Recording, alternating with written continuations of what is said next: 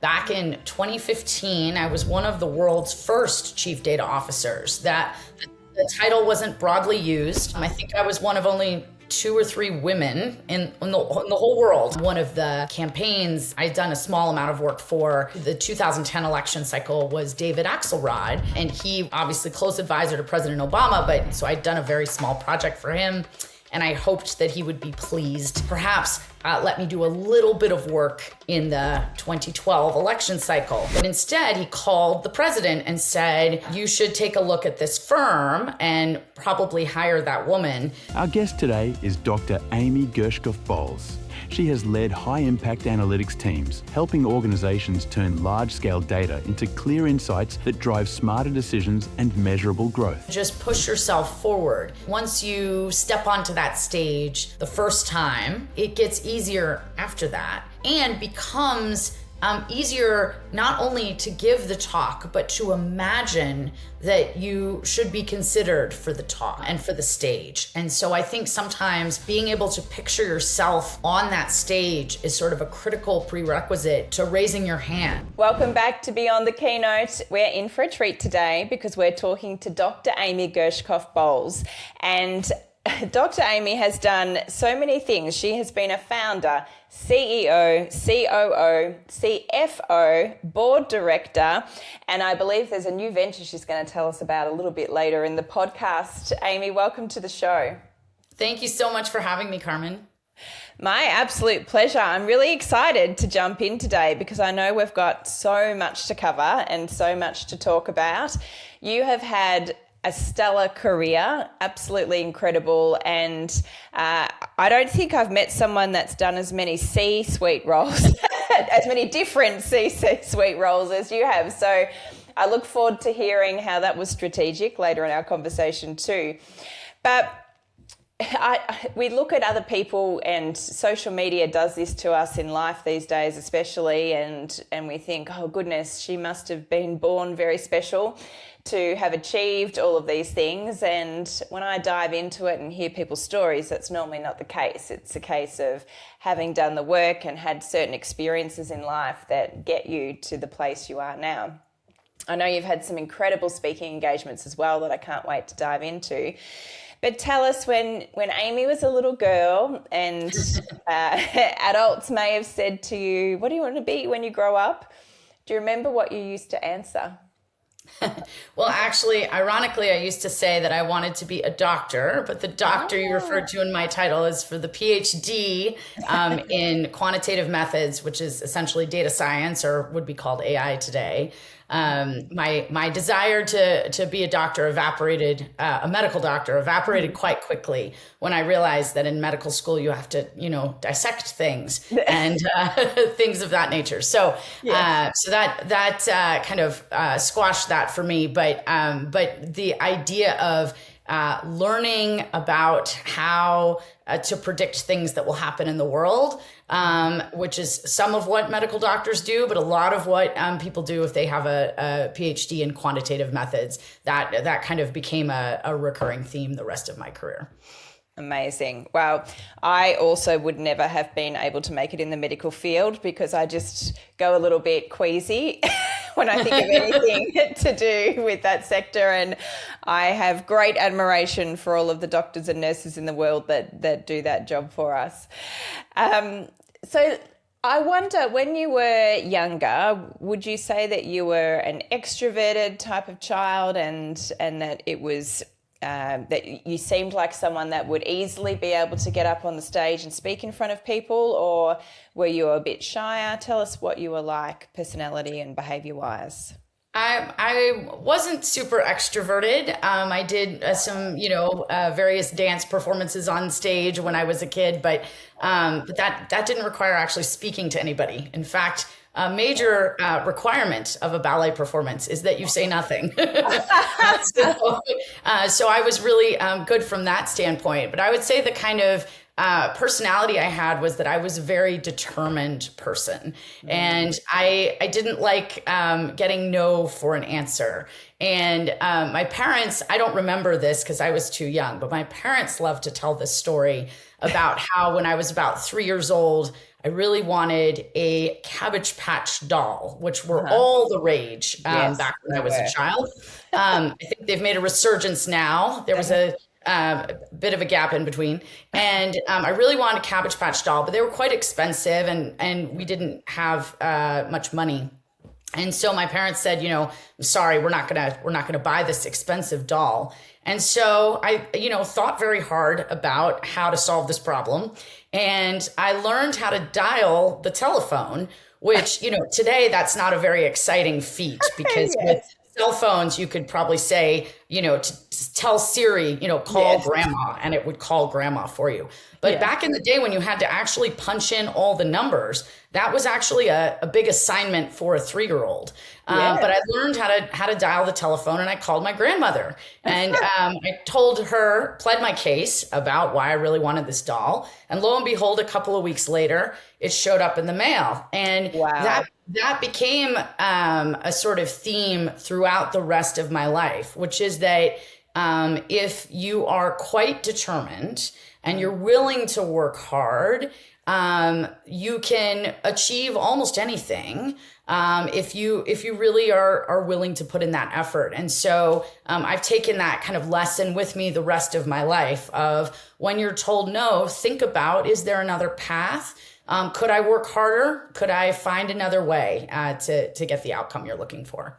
I love that advice, and I can just picture a little 3-year-old you trying to type the number into the phone. I love that story.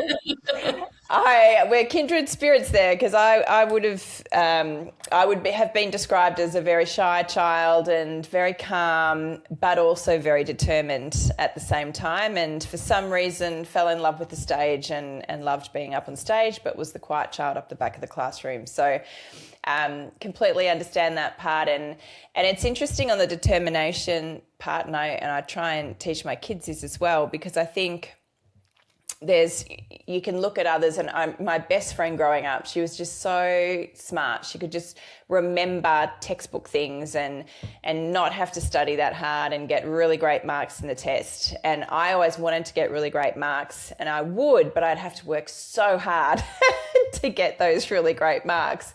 But I think when it comes to running businesses later in life, that's a great trait to have. So tell me about what happened, what was next in your childhood? What do you think shaped you to become the leader that you are today? Well, I was very, continuing on this theme of determination, I was very determined that I wanted to go to the East Coast for college. And so, worked very hard and ended up getting into Cornell University and going to Cornell for college. And then went to Princeton for graduate school, and where I got my master's and PhD. And I think, one of the, there was this sort of continued theme throughout my undergraduate and graduate studies of really being determined to really push the envelope, to not just kind of be showing up and learning what you were supposed to learn, but to really sort of push to do things differently. So as an example, my senior year at Cornell, I did an honors thesis, as a few of the students do.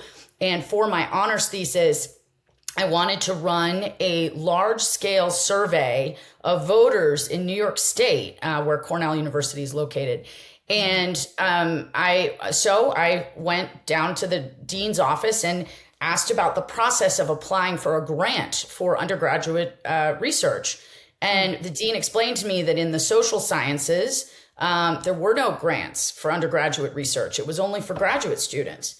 And I said, well, that doesn't sound like a good policy. And so I then started sending him letters. And so I sent letter after letter after letter. And then I got my advisor, who had agreed to supervise this project, for him to start sending letters. And lo and behold, I finally received a grant of $10,000, I think because the dean's office was so sick of seeing my letters showing up in his mailbox. And so I ended up sending out these surveys, And I had very carefully budgeted that a certain number of them, I was going to pay postage on the ones that were returned.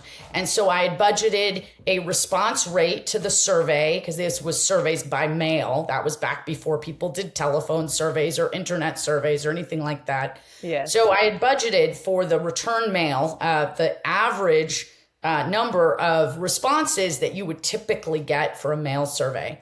And the response rate that came back was 10 times what was typical for a mail through the postal mail response rate. And so then I got some angry calls from the post office because they were now storing thousands of these responses. And so that required another bunch of determination because I needed to rent a car. And then that became a truck to go, retrieve all this. And so, for me, this was this really formative moment of at every turn, I seemed to be told no, or there's a problem, or I needed money that I didn't have, or I needed a way to transport, 10,000 surveys that I didn't have. And in each case, I just said, all right, let's roll up our sleeves and get creative. We're not going to say no. We're going to find a way to get it done. And so that whole experience, I think, really showed me that, again, if you're willing to roll up your sleeves,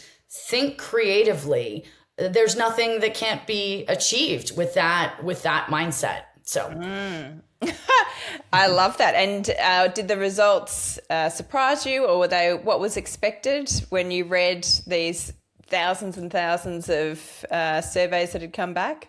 It was really interesting data. And then I wrote these statistical programs that analyzed it, that were actually very early versions of software that now, fast forward many couple decades later, you could get the same or better software available open source and probably run the analysis on an iPad. But back many years ago, that was not possible. And so it was a great learning experience. And I found out years later that there is now a undergraduate research fund that has been endowed by some other alum at Cornell to provide undergraduate research funding for folks like myself. And so I like to think that I might have played a very small role in helping to light the spark that made that possible for future scholars projects.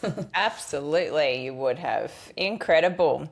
And so this determination thread, I'm assuming, continues on post your studies? Yes. So after I finished my PhD, I then kind of spent the next 2 decades really in corporate America for the most part.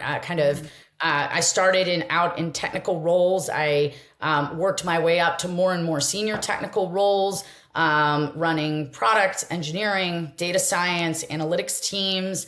I moved out to Silicon Valley, and I got to work at companies like eBay and Zynga, with really incredible tech companies where I worked with some of the best and brightest engineers and data scientists on earth. It was a really incredible experience. And then along the way, one of the things that I realized is that being kind of technology enabled and data driven is not just about engineering and product and data science functions. It's about the entire way businesses operate. And so that's sort of what led me into other C-suite roles as a GM, as a COO, as a CMO, really, running different kind of functions of the business. Because today, nearly every business is run in a technology-enabled, data-driven way in order to be successful. And so having that strong background in data and technology, but then it required quite a bit of determination to kind of cross the chasm into a different type of operating role than I had been in before, and to really convince CEOs and boards that even though I hadn't ever held that specific title, I was bringing the right bench strength and expertise to the table. And then over the course of my time in Silicon Valley, I've now developed relationships with investors who've seen my work and who've then deployed me multiple times into companies in their portfolio because they've seen that this technology-enabled, data-driven kind of approach to problem solving has a lot of application across different size and stage and types of businesses within their portfolios. Incredible. So which C-suite role was your first? So my first was actually Chief Data Officer. Okay. And that was actually back in 2015. I was one of the world's first Chief Data Officers. Wow. The title wasn't broadly used. I think I was one of only 2 or 3 women in the whole world that were Chief Data Officers. How times have changed now in this world of data and AI. Fortunately, there are lots more Chief Data Officers and many more women in those roles, which is wonderful. But I started out in that sort of technical leadership role, and that was really helpful in terms of foundational leadership experience that I could then leverage in other C-suite roles. And I'm interested to know, what was the first shift? So from Chief Data Officer, what was the next C-suite role where you had to convince the CEO and the board that you could shift across?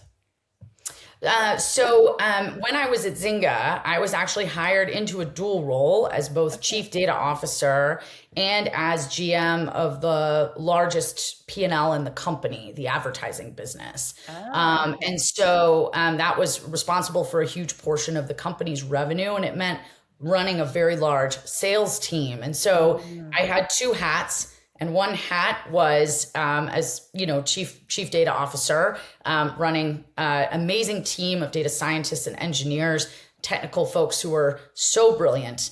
And then I was also running a sales team of people who were very brilliant in that functional area, but very differently brilliant than my engineers and data scientists. And actually, one of the things that I did was set up some of the salespeople and some of the engineers in paired mentorship, where the salespeople could learn some of the more data-driven and technical aspects of the advertising business from the engineers and the sort of more technical folks.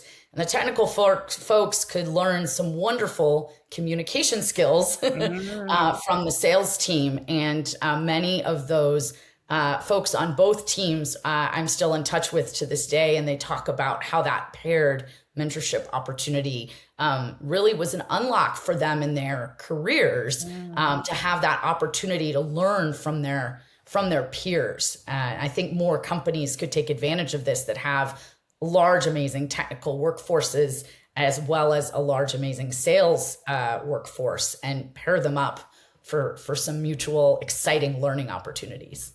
Yeah, what a brilliant idea. Great leadership from you. I can absolutely see that working. I worked in a large corporate organization for over 18 years, and one of my superpowers that I hid pretty much while I was there was my performing arts background and my ability to be able to communicate with any type of person, because I built rapport with every single department. And if I ever needed anything done that required cross-department help, I could easily get everyone in a room and make it happen. But that's not always the case. And since running my own business for the last 8 years and having consulted with many different corporates since then, it always surprises me how segregated departments can be within some organisations. So what a brilliant idea. Absolutely love it. Okay, so that experience obviously opened the door for you to then pitch yourself for other C-suite roles, I'm assuming, in other companies moving forward? Yes, and actually I've been very fortunate because I really haven't had to pitch myself very much, because I've worked with a number of investors that once I've worked with them once, either as an executive or as a board member, they've then deployed me into other companies kind of within their portfolio. And because they've seen sort of my way of working, which is a very sort of data-driven, rapid approach to coming in, assessing the situation, looking for what are the biggest levers that you could push or pull on to unlock value creation, whether that's top line growth, whether that's profitability, whether that's some other kind of enterprise value investment, and then leverage really strong, determined execution to realize those results, and to do it in a way that is collaborative, that's people first, that's really starting with understanding not just the lay of the land in the business, but the lay of the land in the talent map within the company and how different roles work together. One of the biggest unlocks that I've seen in the number of companies that I've been deployed into is that you often find truly phenomenal, talented people who are in the wrong job in the company, where their best assets are not being leveraged, and the company isn't getting the full value out of them, but also they're not happy. And so one of my favorite sort of strategies when I've come into a number of the companies I've been deployed into in Silicon Valley have been turnarounds. When I've come into a turnaround, is to meet with each person on the team, from the very senior to the very junior, and ask them, what's the best day at work you've ever had and why? What do you love doing? If you could change anything about your job, your manager, the company, anything, what in your career, what would it be?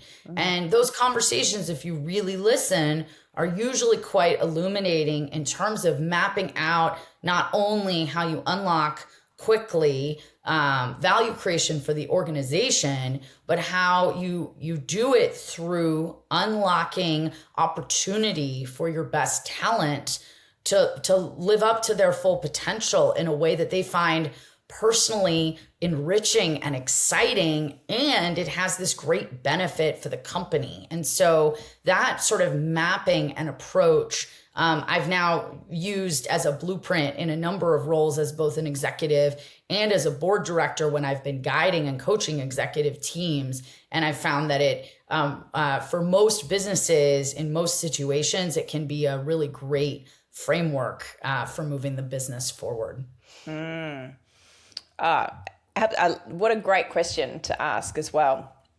And you would absolutely find gold within that. And as you said, sometimes moving someone into a different role that's a fit for them makes them a superstar when prior to that, potentially they were even on the we need to manage this person out list. So love that you did that. Now, I believe you also were part of the President Obama campaign. Is that right? Tell us a bit about that. How did you move from corporate into politics, and what was your role during the campaign? This was a really amazing opportunity that I will be forever grateful for. This was back in 2008. I had actually my own software startup. Been an entrepreneur. I guess I've had that in my DNA, perhaps my whole life. And so I had started this company with software to help with optimizing media spending across TV, radio, digital, print, etc. And it was a software program that I wrote, data algorithms that I had come up with, and I started a company around this. And I bootstrapped the company from one $50,000 check because I didn't know about fancy venture capital or private equity investment back then. So I thought, I got one $50,000 check, I better make the business work from that. And so fast forward several years later, we had, millions in revenue. I had a whole team of amazing employees. who were just absolutely phenomenal and took the original seed of my idea and made it bigger and better in all sorts of amazing ways. And our clients at that company were a mix of corporate, nonprofit, and political clients, because it turns out political campaigns, at least in the United States, they spend quite a bit of money on advertising. And so an advertising optimization system could be quite useful in the political context, as well as for our bread and butter corporate clients. And so one of the campaigns that I had done a small amount of work for into the 2010 election cycle was David Axelrod. And he obviously close advisor to President Obama, but in the off season between Obama's two presidential campaigns, he had some other clients. So I'd done a very small project for him, and I hoped that he would be pleased and perhaps let me do a little bit of work in the 2012 election cycle. But instead, he called the president and said, you should take a look at this firm and probably hire that woman. And that woman was me. And so the Obama campaign ended up acquiring the IP from my company.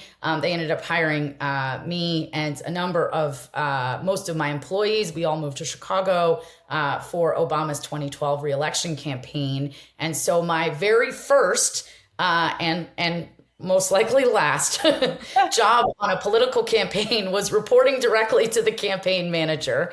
And so it was a wonderful opportunity. And I'm grateful every day that I was able to have the opportunity to work on the campaign, and that the software I'd built and the company I'd built could be part of something so exciting and transformational for the country. So yes, congratulations. That's incredible. What a great story. Wow. So let's talk about speaking for a bit. Obviously, everything you've done in your lifetime has given you huge credibility and so much depth to share your knowledge from stage. How did speaking start for you? Did someone reach out and say, hey, can you come and speak at this conference? Or did you sort out speaking? Well, it's a great question. I'd love to say that I had some great plan and was very prepared, but that's not true. So shortly after, I'd done some small speaking engagements, but nothing very notable. I'd done actually quite a bit of writing over the course of my career. I'd authored a number of articles, something you learn how to do well in a PhD program. So I had done quite a bit of writing and had media exposure that way. But as far as speaking, I'd had very little exposure. And then after the Obama campaign, there were a number of inbound requests from folks who wanted to learn more about the media and analytics that I had led that contributed in a small way to this successful reelection campaign.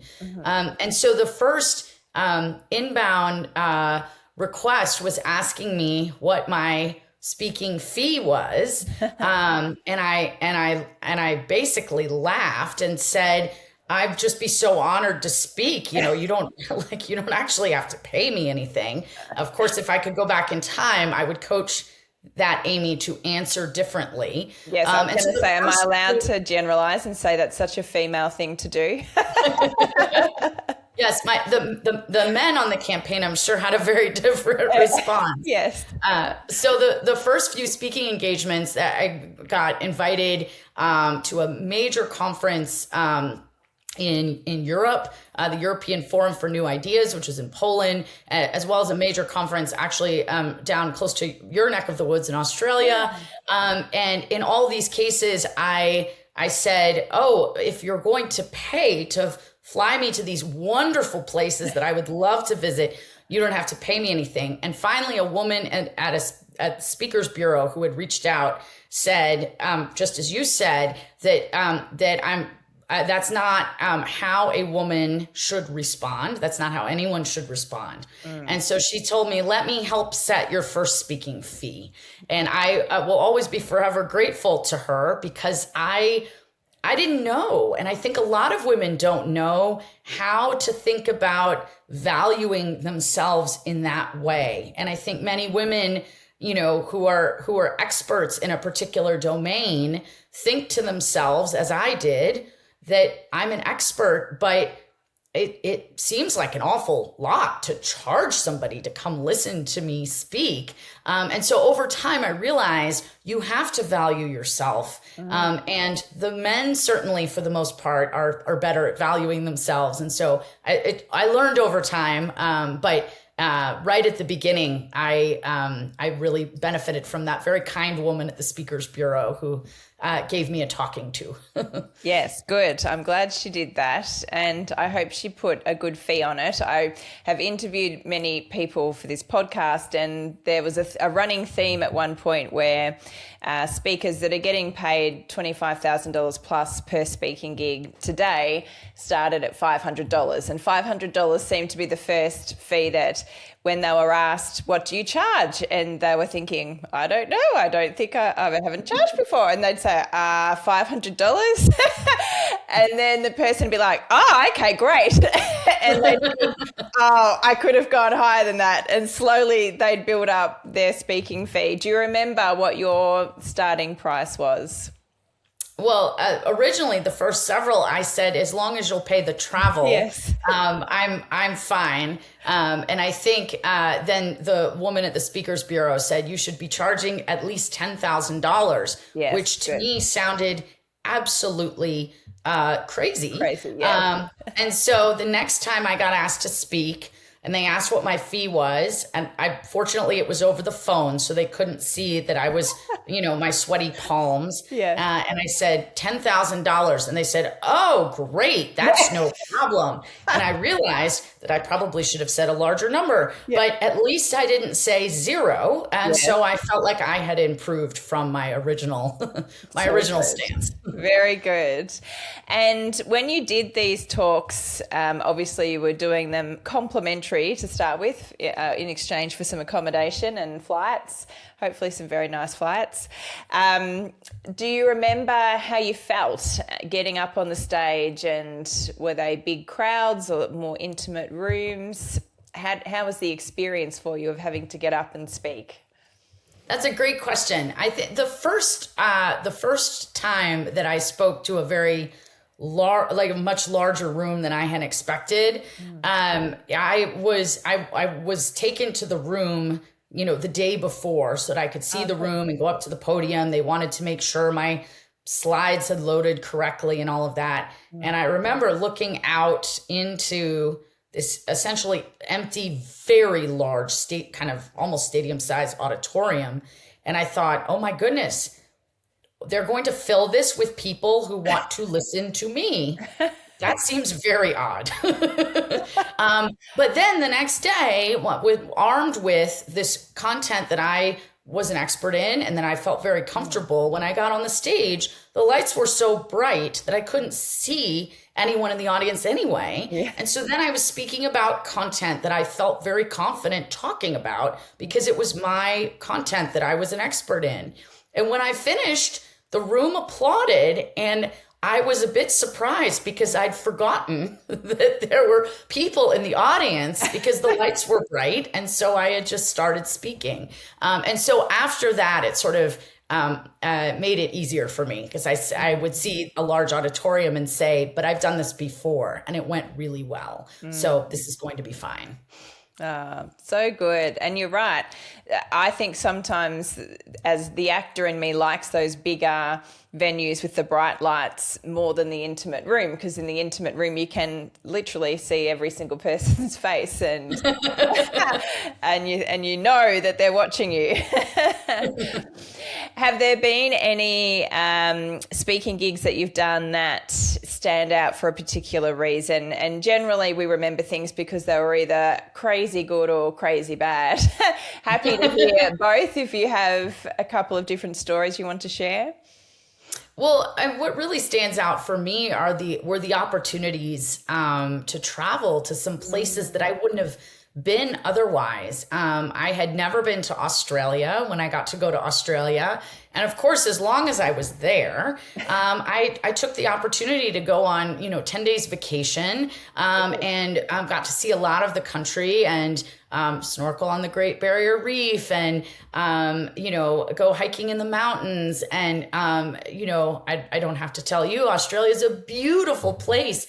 And I had never gotten to go and travel there before. And so I was just completely thrilled for that opportunity. And through, some of these speaking engagements, I got to go to a number of countries in, South America, Europe, Asia, and Australia, and various places in the US as well. And I'm just really grateful because what stands out about those trips are the people I met, many of whom I'm still in touch with in some way, or they've sometimes gotten in touch with me when they've come to the United States. And so it really facilitated the opportunity to form some cross-oceanic friendships, which was really lovely. Yes, that is definitely one of the upsides of speaking for sure. Getting to see different cultures, different locations, and the friends that you make along the way. So the topics that you've spoken on over the years, what are some of the topics included? Obviously, it's very data driven.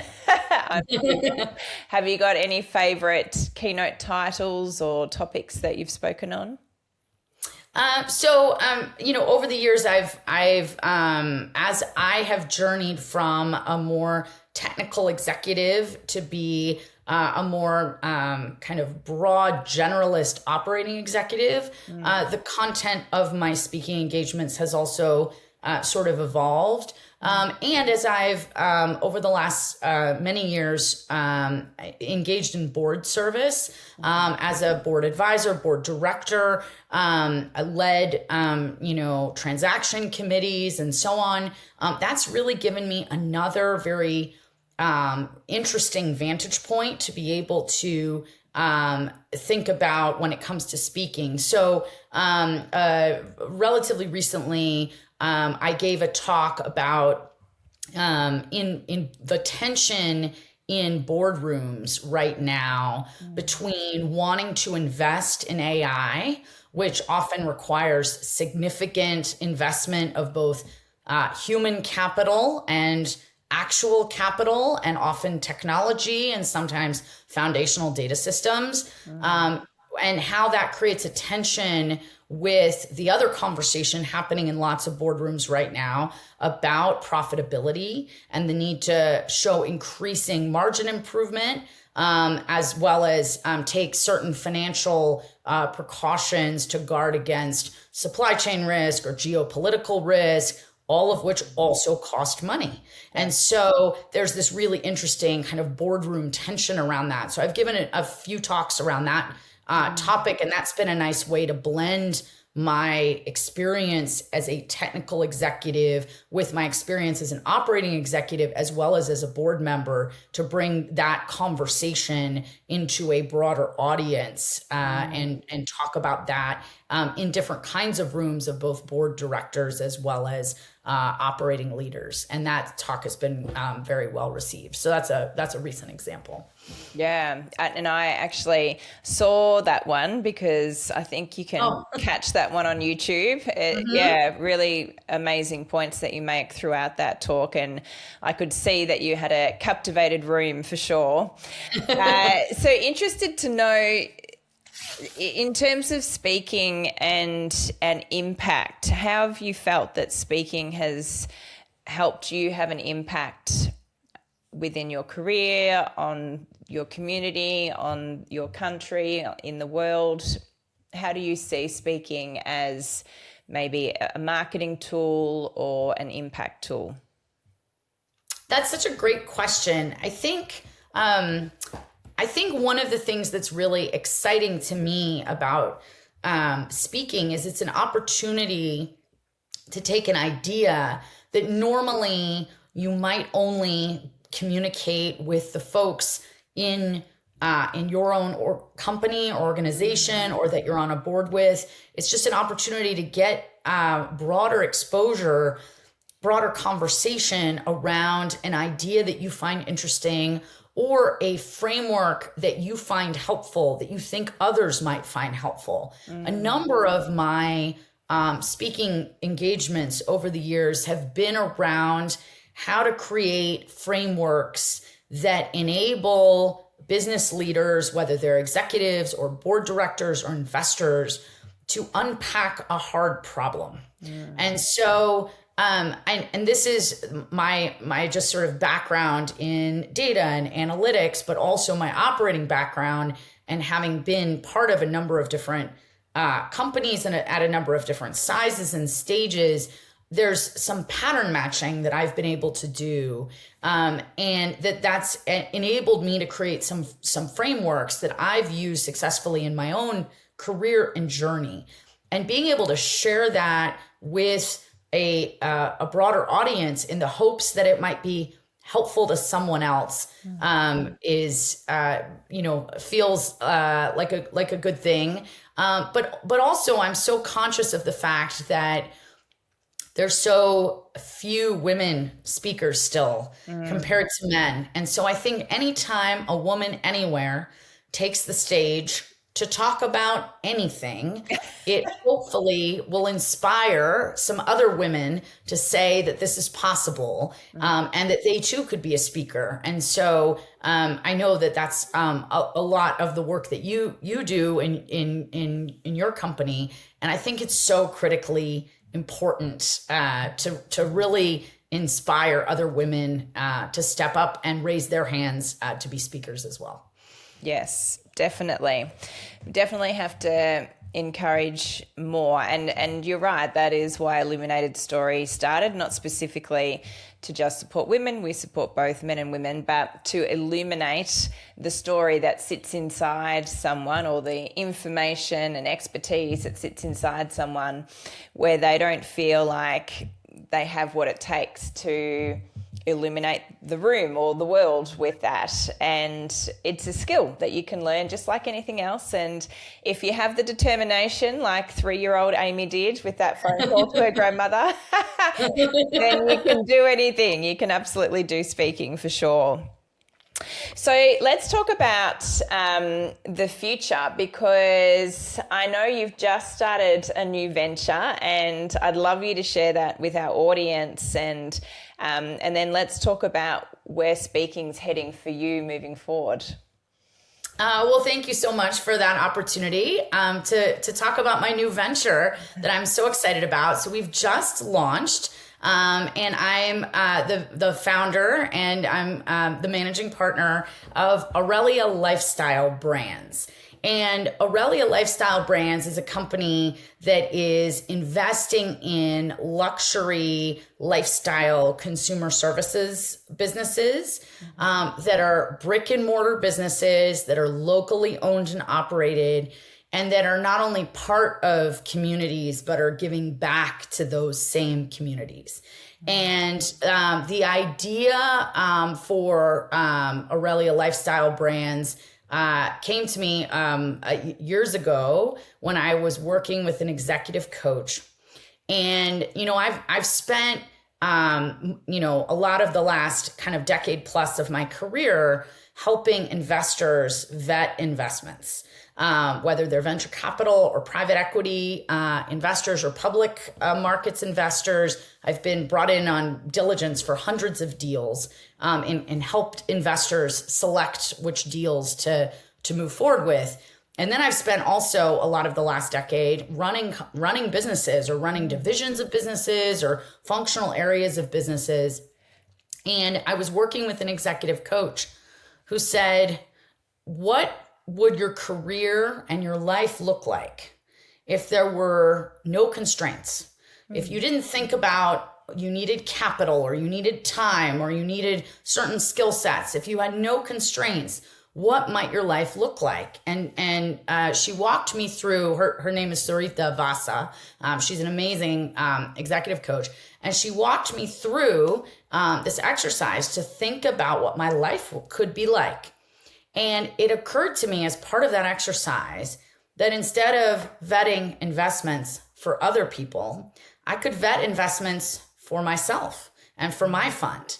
And instead of running other people's businesses, I could run my own business. And it really sort of opened my eyes in a way that they hadn't been before to the idea of really sort of transforming my career, but also in the process, think about how to transform the communities that we live in. Because in this era of AI and everything being digital, I think there's something so powerful about that human to human in-person connection. And so we've just launched Aurelia Lifestyle Brands. You can check us out if you'd like on AureliaLifestyleBrands.com. And then our first investment is Spavia Marin. Spavia is a luxury day spa. It's a franchise of the Spavia national brand, which has 64 other locations across the United States. Spavia Marin will be in Marin County, California. And Spavia Marin will open later this year in 2026. And Spavia as a brand, a key kind of component of the national brand that I'm bringing locally as well, is really around giving back to the community and using kind of environmentally friendly natural products. And all of that was really resonant with my values. And so, and you can find Spavia Marin on Instagram at Spavia Marin. So really excited about the new venture and more investments to come, but we're just getting started now that my mind has been open to all these possibilities. Ah, so good. And who doesn't like a spa? When I get to see you one day in person and visit, I'll have to visit the spa at the same time. Oh, absolutely. What a beautiful business. And I love that your executive coach just opened your eyes up to the fact that you're doing all of these amazing things for all of these other people. Why not just do it yourself? And absolutely. We often don't think about that, do we? So tell us, with this new venture, speaking is, a part of what you do as well. Do you see that there'll be some new topics open up that you will be speaking on?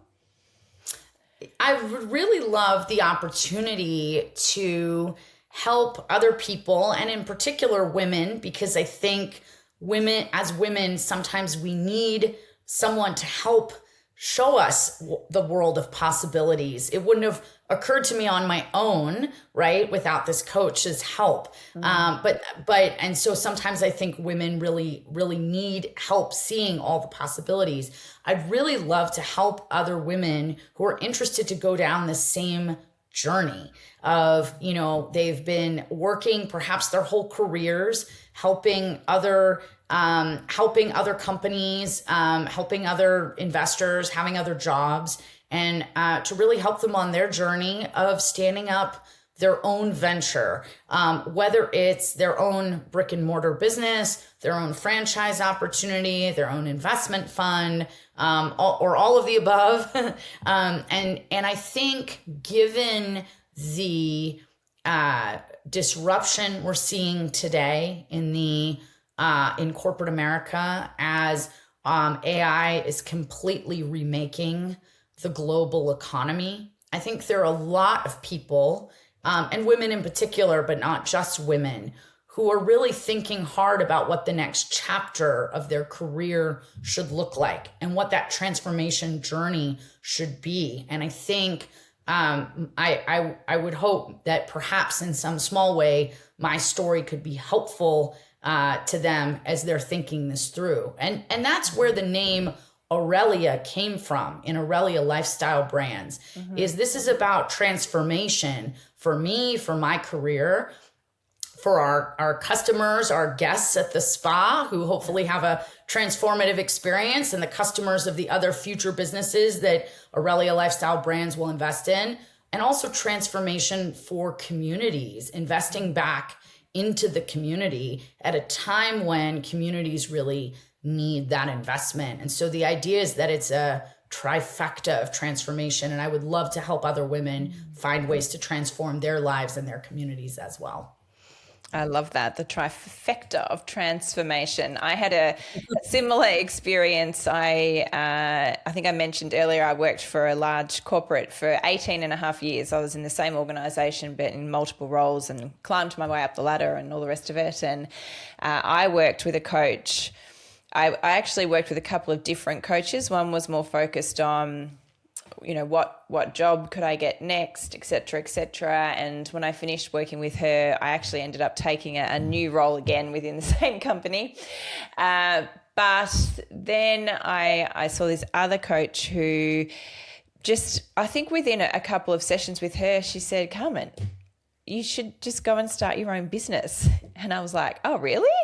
Oh, and it had not occurred to me at all. It wasn't part of what I had set out to do. I'm like, oh.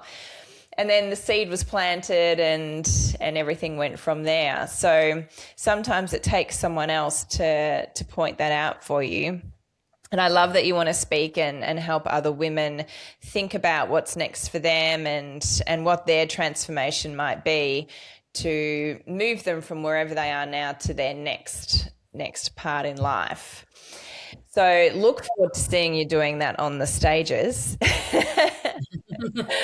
And what do you think, so from your own experience of having decided this and going through that process with your coach, what are some of the things that you would say to other women or that they might need to think about or set up to be able to do something like that themselves? Yeah, I think it's a great question because from idea to execution, there was a long road in between. Yes.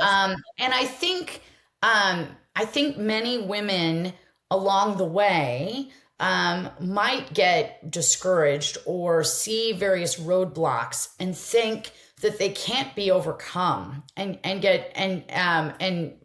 up giving up. And that's what I would have done, and what I think a lot of people would do if you don't have the right kind of resources lined up. And so many women would say, for example, that you need a lot of capital in order to buy or invest in a business. And that's true, but you don't have to be born wealthy or have a lot of net worth yourself. There's lots of avenues for raising capital. If your personal financial situation doesn't enable these types of investments, there's a lot of different ways to get loans or lines of credit. There's also different kinds of businesses, right? Not all of them require the same amount of startup capital. And so for women who are thinking about starting their own business, many who think, oh, well, I don't have the money, so how could I possibly do this? There are actually lots of avenues that they can go down if they're determined, if they're willing to roll up their sleeves and put in the work. And same with finding a business. There's a lot of different types of businesses out there that you could either buy or franchise, but they all have different pluses and minuses, different risks in terms of success, different amounts of potential upside. And so it's really about finding the right fit for you. And so I would say that that's another place where maybe some women would get discouraged and say, well, I don't know what type of business to buy or run, or I don't know how to find one to purchase. But again, there's resources for that. And so along the way, what I've found is I have talked to potential businesses to invest in or purchase, or as I've talked to different kinds of potential partners, what I've found is that in general, people are really, for the most part, extremely kind and generous with their time and advice. And most people just don't ask the question. They don't raise their hand and say, tell me how you found and bought that business. Tell me how you decided to invest in that company or franchise that business. But if you ask, they're usually quite willing to share their experiences. And I know I would be very willing to share my experience. And so my hope is that for any women out there who are considering this transformative career path, don't get discouraged. Line up the resources, ask questions, and you can end up in a really great place. Oh, great advice. And so true. It is interesting, isn't it, that we can just be scared to ask the question sometimes. And if you just ask, then the majority of the time people are willing to help you and get excited about helping you as well. In my experience, they enjoy it because if they're already good at it, they like sharing their expertise and giving advice based on both failures they've had and wins that they've had. So I know we've got to finish our conversation soon. I'm sure we could keep talking forever if we let ourselves.